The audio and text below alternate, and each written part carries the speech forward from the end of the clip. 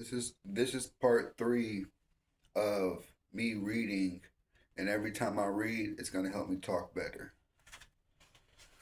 Okay, this chapter is called Age of Innocence. So let's see how many pages there's two.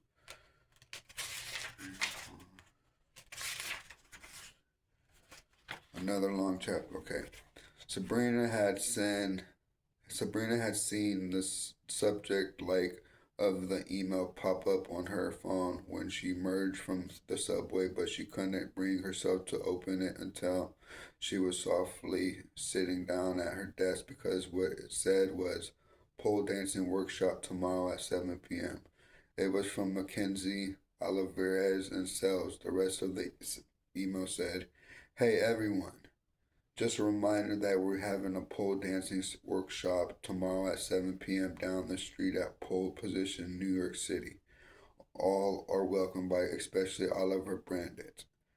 Wear comfortable but fitted clothes leggings are recommended." Underneath the text, it was a gif of a woman repeatedly spinning on a pole. Sabrina stared at it for a minute, watching the woman's body twist around and around, then noticed that there was already 17 replies to Mackenzie's email, which had just gone out 5 minutes ago.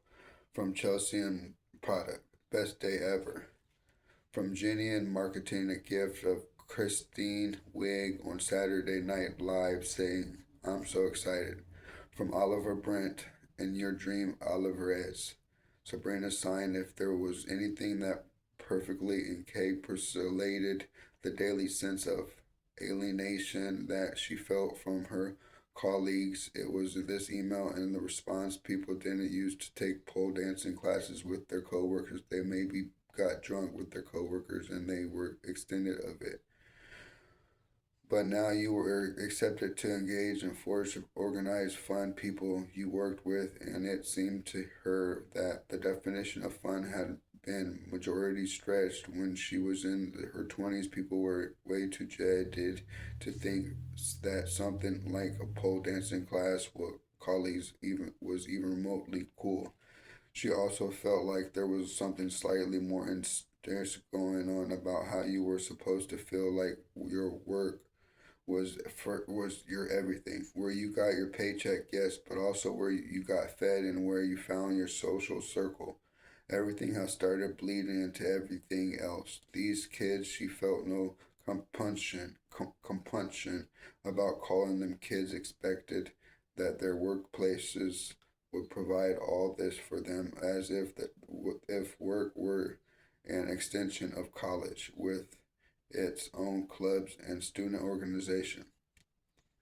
Even more disconcerting was that many takeoff employees lived together or had roommates who were in some way connected to other takeoff employees, and now there was even an apartment building that there were actual dorms for grown ups where you lived in a suite with a few other people and had common areas and nightly activities. It was almost like return to the days of Henry Ford when a company provided with you housing and meals and social events. What had happened to having to figure out life on your own. And this book is called Startup. It's real interesting, but then again, I thought it was kind of weird too with some of the stuff I read. I was like, huh? They really said that? But it's a good book. It's interesting. I'm gone.